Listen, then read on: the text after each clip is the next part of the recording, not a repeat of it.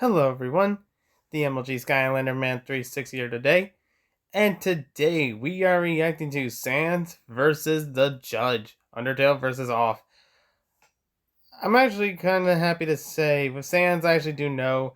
I actually remember the Undertale fandom really hit in my school back then, and oh my lord, it was such a popular topic.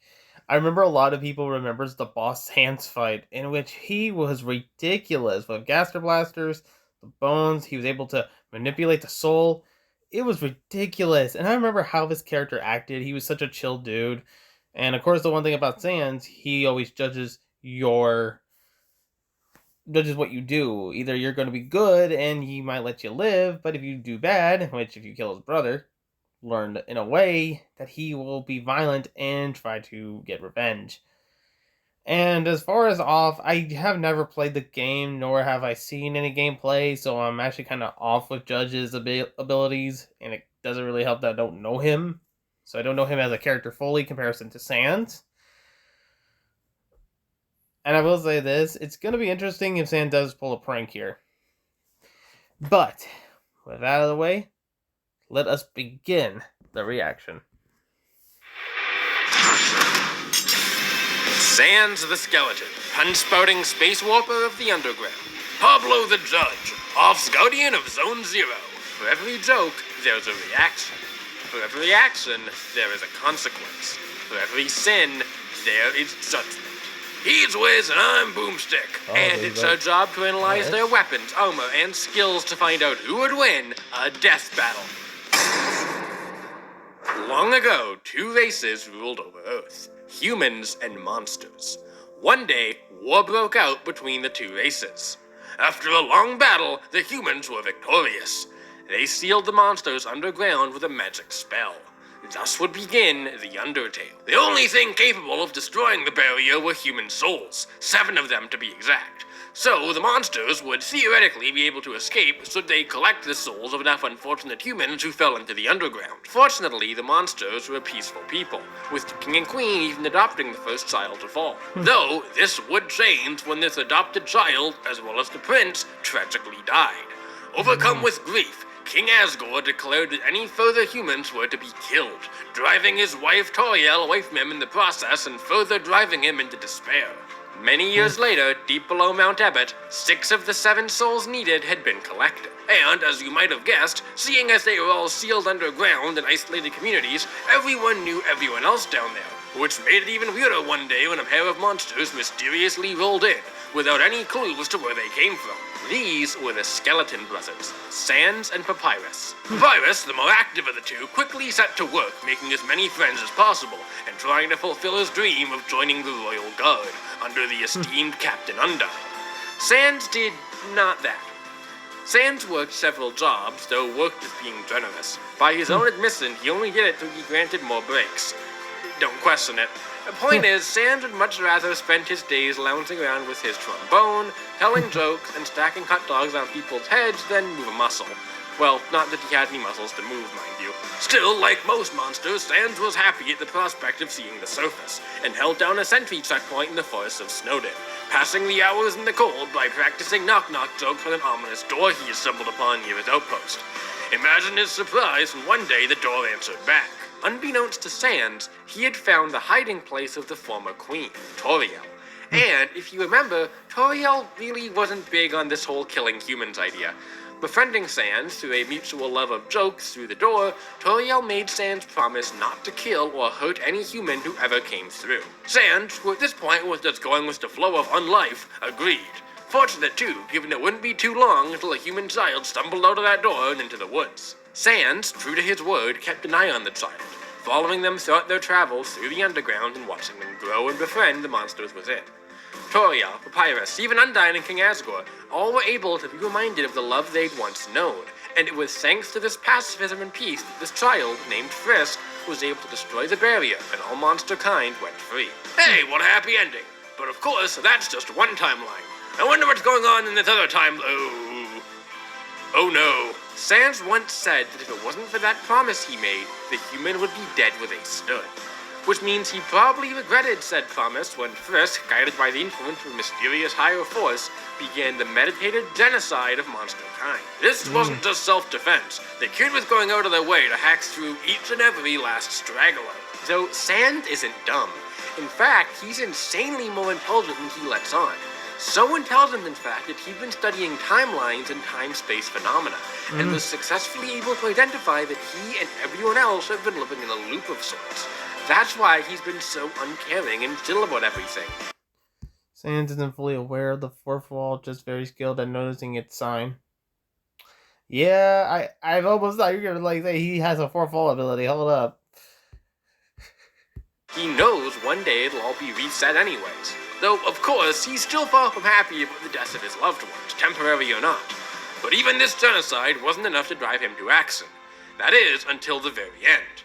Frisk had grown powerful enough to reawaken the dark soul of the first fallen human, Kara, and under their corruption, threatened to erase the timeline entirely. No do-overs, no resets. Everything would be gone. Sans couldn't sit idly anymore. Facing down the human in the hollowed halls of the capital, Sans delivered a final judgment against the person he knew was once a friend. Don't let his demeanor fool you. Sans is no slouch in a fight. His stats are the lowest in the game. 1 attack and 1 defense. Strong enough to, snap a branch by stepping on it. Huh. But if Sans teaches you anything, it's not to be deceived by appearances. What Sans should be comparable to Snowdrake Mother, who was able to act as and power a refrigerator. Okay. Sans lacks in raw power he makes up for in capabilities. While his attacks do minimal damage, they're able to strike multiple times. Imagine being stabbed with a sword, and then for every moment that sword is inside you, it's like being stabbed by an entire new sword. That's what Sans's attacks hit like. Made even more dangerous by the fact that monsters like him attack your soul directly, rather than worry about trying to damage your body. Speaking of souls, he can also turn them blue, effectively amplifying their gravity and preventing them from freely moving. He can also inflict a state known as karmic retribution, weaponizing your own sins against you to eat you up from the inside. Handy against a genocidal maniac like Frisk. And while he's frail enough to go down in one hit, good luck hitting him. He's able to casually sidestep and dodge all manner of attacks, even while asleep. He was even able to blitz and overwhelm Frisk, who's fast enough to outspeed monsters like Tsundere Plane that can fly faster than lightning. Also worth noting is that monsters, Sans included, lack physical anatomy, and are instead constructs made of magic. He can conjure bones to impale or bludgeon his enemies, either shooting them or making them erupt from surfaces. He can call upon massive energy cannons known as Gaster Blasters, skull-shaped artillery capable of firing devastating beams. He can teleport himself and his attacks, warp space to change or loop the area around him, telekinetically throw you around, and even stop time. As yet another trick, he can turn his attacks blue, making them impossible to dodge unless you know the trick to avoiding them, standing perfectly still. He's not one to hold back once a fight starts either. He always makes sure to open with full force, no pulling punches. He's also a master of the dunk, luring his opponent into a false sense of security with a false surrender, only to skewer them when they least expect it. Wiz, I'm pretty sure that's a war crime. That's right, Boomstick. But Sans isn't without fault. Even until the end, he had a habit of dozing off, and if a fight goes on long enough, he has a tendency to fall asleep. Though this can sometimes be used to his advantage, like with his special attack, doing nothing for so long that you don't get to take a turn. Whether or not Sans was successful in his goal varies from timeline to timeline. In some, Frisk gives up. In some, they go on to destroy reality. In others still, Frisk goes back to where it all began and makes amends. And of course, in most, it never happened to begin with. Yeah, and if you ask almost anyone, they'll tell you Sans is the lazy bag of bones jokester who'd rather write a dozen sticky notes than pick up a single sock. But to a select few, he's the underground's last line of defense. And his puns aren't the only thing that'll make you cry. In the end, the joke will be on you. So maybe weigh your options before treating every monster as an enemy. Because if you go down that route, you're gonna have a bad time.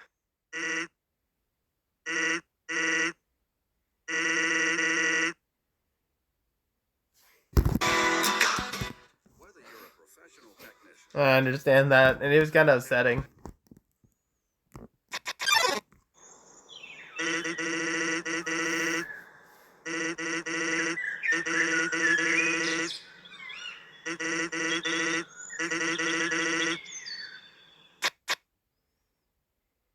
Should be burning in hell.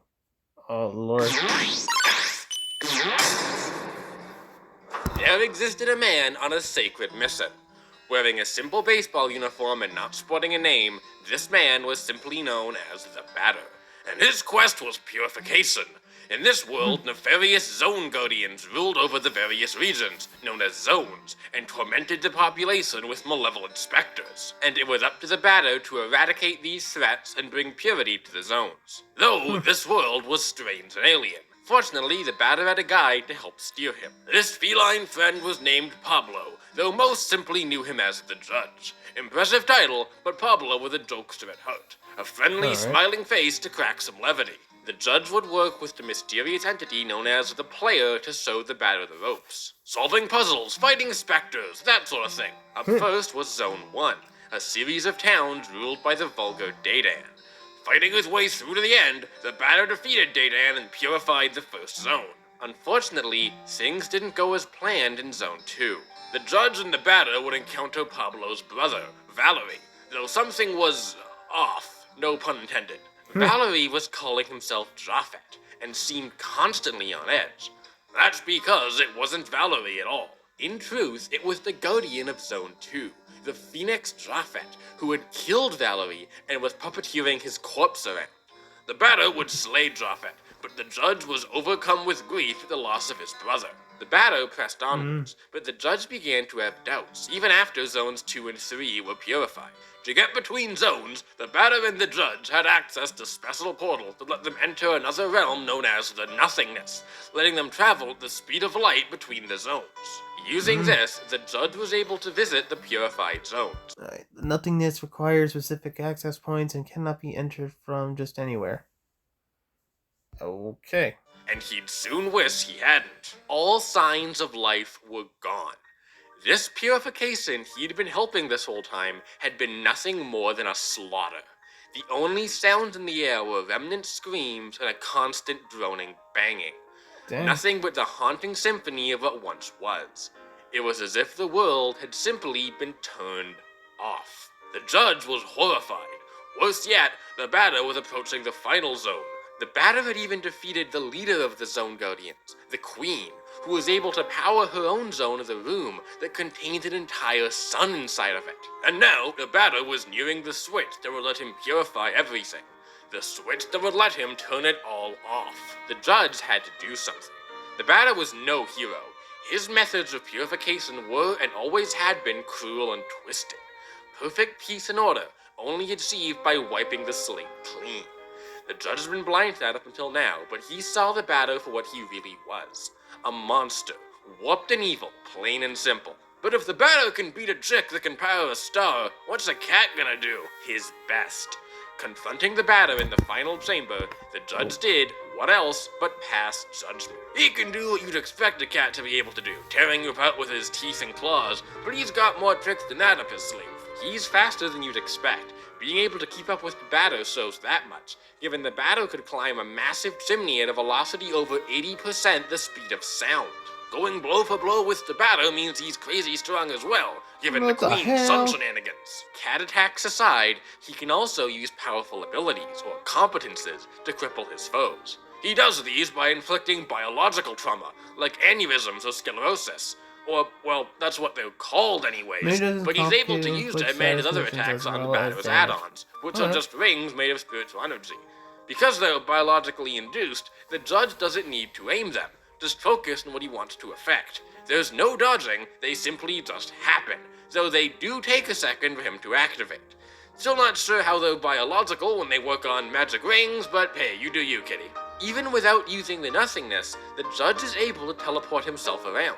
Handy for fighting would-be mass murderers. Whereas I don't think there's a would-be about it. The Batter was a mass murderer, true. And, even though he had no way of knowing, the Judge felt himself responsible for the death. He had been the one to get the Batter started after all. For all his good intentions, the Judge is prone to gullibility, and can be tricked if you appeal to his nature of assuming the best in everything. Unfortunately, the Judge wouldn't be able to stop the Batter, and ultimately, the world would be turned off.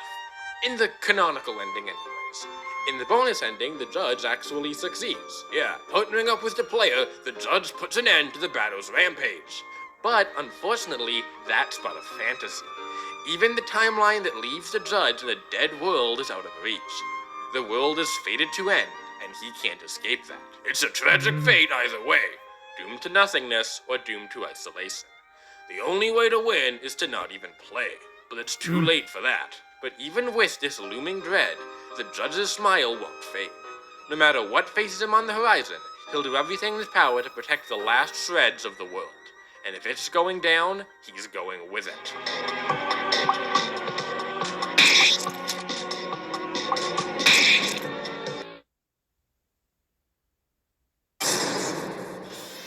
Alright, the combatants are set. We've run the data through all possibilities. It's time for a death battle! Here we go. He's gonna win. David. Right there. Right as soon as we get to the fight. Okay. Oh. What happened?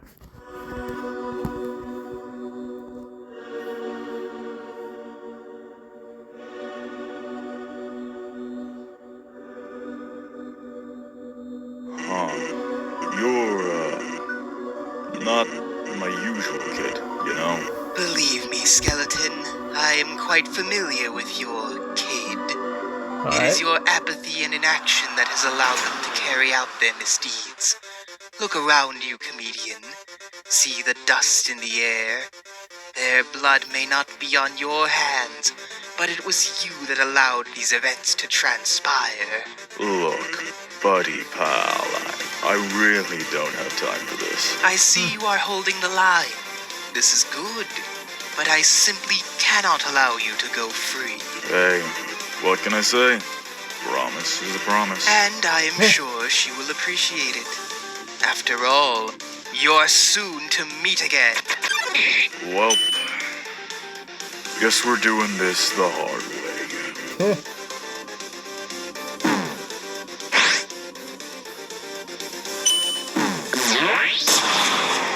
Sorry, but I don't have time for games. Ooh, did you get him?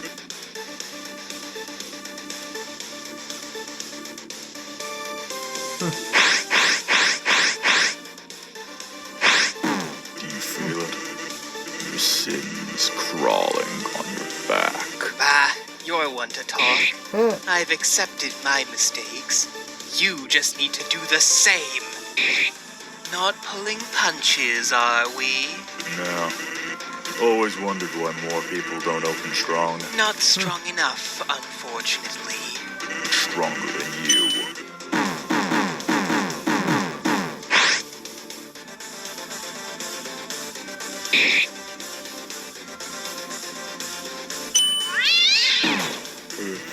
How was the fall?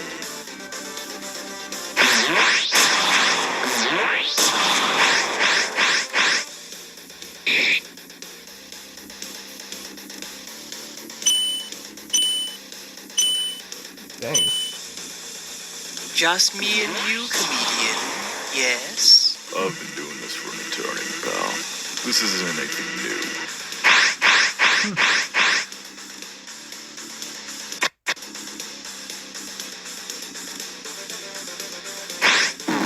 Oh, I'm bone.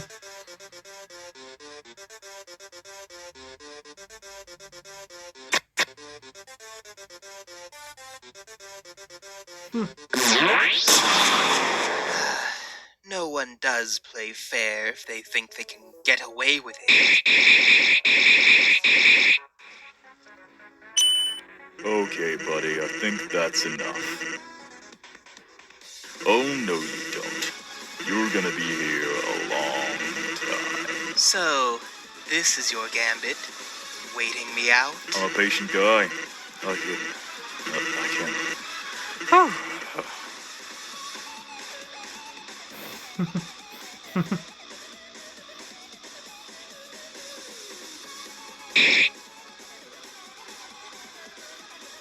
What? Do you think I'd die just like that?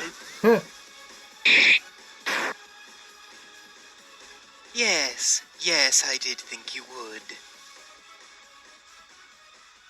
Oh crap.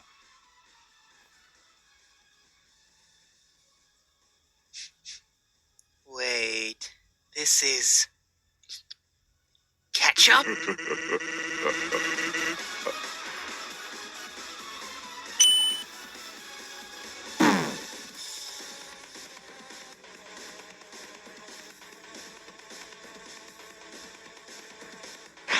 Just need to focus. Just need to avoid this.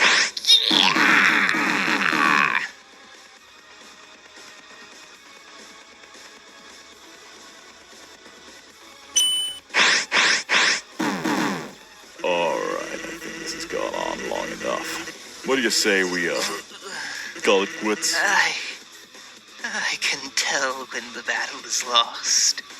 Well played, comedian. I have no regrets. I see now that I am outmatched. I will not threaten you again. No, you won't.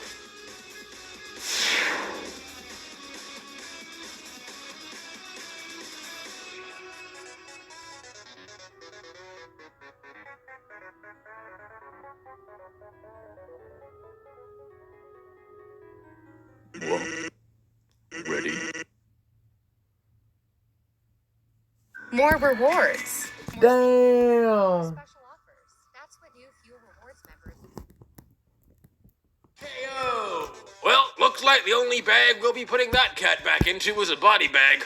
While it may be surprising given the absolutely massive gap in power, a more thorough examination revealed that Sans had all the tricks needed to take Pablo down. Yeah, starting with that power gap, it doesn't take a genius to know the judge was leagues stronger than Sans. The queen powering a sun is obviously more impressive than, breaking a stick. The judge would be able to easily blow Sans away with a single hit. But the thing is, so can anyone else. Sans is more than used to fighting people capable of taking him down in one shot, so the judge wouldn't be any different in that regard. Sans always prioritizes dodging and avoiding attacks. Let's see if he'd be fast enough to actually do that. The answer, if you couldn't already tell, is yes. The judge can climb at speeds nearing Mach 1, but Sans can blitz lightning dodgers like Frisk, who can move at multiple times that speed. Alright. And while the judge can move at light speed within the nothingness, it's not something he can pull off normally. Considering nothingness was created as a way to get from point A to point B quickly, it's also unlikely the judge would have developed mystic reaction speed needed to steer himself there under normal circumstances, and is just able to as a side effect of the realm. So, as it stands, Sans is fast enough to avoid anything Pablo throws at him in terms of basic attacks. But wouldn't those competences still hit? The judge doesn't need to aim them after all, and them being able to affect add-ons means Sans would be vulnerable to them, despite being a skeleton made of magic. The competences would be able to kill Sans if the judge had time to use them. Unfortunately for Pablo, that's not something Sans would allow. Remember, Sans' attacks, like all monsters, damage the soul directly, bypassing physicality. It didn't matter how much stronger Judge was, Sans' attacks were going to hurt. So, with his speed advantage, Sans would be able to draw first blood, which is even more likely when combined with his tendency to always open with his strongest attack. Pablo would be overwhelmed almost immediately, especially against the blue attack he'd have no way of knowing how to dodge, or Sans being able to teleport his own attacks around the battlefield and stop time. Though, to his credit, he'd be able to resist karmic retribution on account of, not committing genocide. Blaming yourself for one doesn't really count. So, while the judge did hold a massive power advantage, it's not a situation Sans is a stranger to, and Sans was fast enough to shatter the judge's soul before Pablo could get a competence set. Even if Pablo was able to concentrate long enough to use one, remember that they take a second to actually activate, giving Sans even more time to get its hits in and leaving the judge blocked once more. Sans wouldn't be able to one-shot per se, but because of the sheer speed at which the attacks would be coming at Pablo, and their ability to hit dozens of times per second, he'd effectively just need one solid volley to put Pablo down, which he should have no problem pulling off. And while the judge could teleport, again, that's assuming he actually has time to react, which is something he's struggled with Sans opening at full force immediately and not letting up. His teleportation would certainly help, but he simply wouldn't be able to react fast enough to Sans' onslaught to reliably weave through all of it. And Sans' own teleportation, telekinesis, and space warping would make it so that if he wanted, he could keep himself constantly out of Pablo's view and range, effectively shutting down Pablo's attacks altogether. If the fight went on long enough, Sans would also be able to exploit Pablo's gullibility to dunk him. And while Sans can pass out after prolonged fights, it's unlikely the fight would go on that long. And even if it did, Sans can quite literally dodge in his sleep anyways. The Judge absolutely dwarfs Sans in power, but the skeleton's speed, durability bypassing attacks, and tendency to draw first blood let him snatch a victory. Looks like the Judge ended up totally boned. Really? Boned? Sorry, Wiz, cat's got my tongue. The winner is Sans the Skeleton.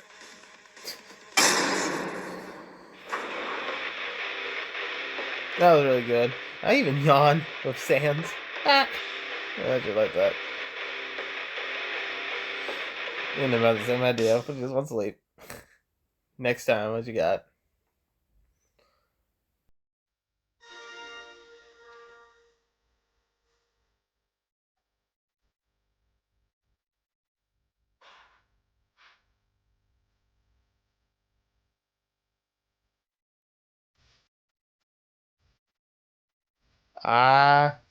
Mando versus the carrier.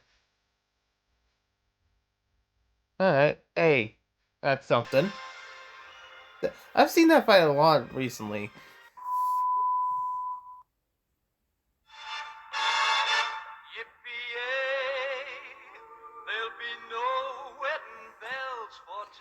Oh, I like how the that's cool.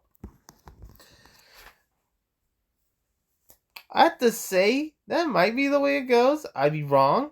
I don't know exactly how powerful the Judge is in off, and if there's more powers to him than we need to discover, I would like to know.